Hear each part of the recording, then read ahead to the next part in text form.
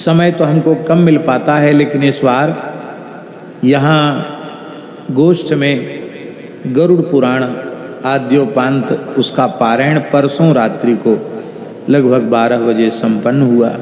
उसकी परिसमाप्ति में कुछ ऐसा श्लोक आया महाराज जी कि हमको मन में हुआ कि इस पुराण की पूर्ति का प्रसाद सबको मिलना चाहिए। गो विषय कुछ श्लोक उपसंहार में आए तो उन श्लोकों को हम जरूर कहना चाहते हैं। पूरा प्रकरण इस प्रकार का है।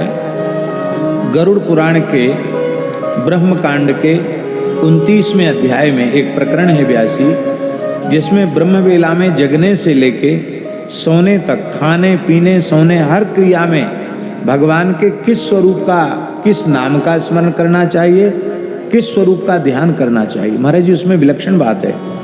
मलमूत्र त्याग के काल में भी भगवान केशव का स्मरण करना चाहिए। स्नान आदि के समय त्रिविक्रम भगवान का स्मरण करना चाहिए, ध्यान करना चाहिए। तो उसमें एक विशेष बात आई, पूरा है यहां तक की है संतानोत्पत्ति के समय किस स्वरूप का ध्यान करना चाहिए भगवान की। विचित्र बात लिखी है।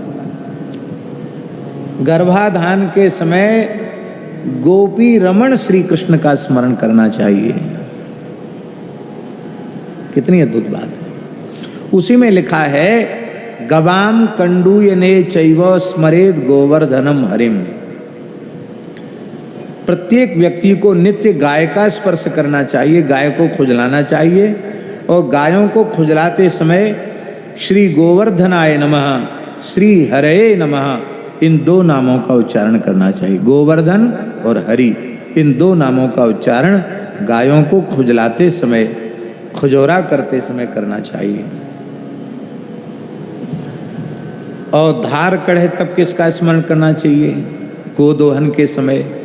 तो सदा गोदोहने काले स्मरेत गोपाल वल्लभम, गोपाल वल्लभ का स्मरण, और गैया की धार काटते समय, दूध दोहते समय गोपाल वल्लभ का स्मरण करना चाहिए। ये दो बातें माने विशेष रूप में गाय से संबंधित दो बातें। एक गाय को नित्य स्पर्श करना, खुजलाना, और गाय का दोहन करना। इन दोनों में भगवान के स्मरण की बात आई है।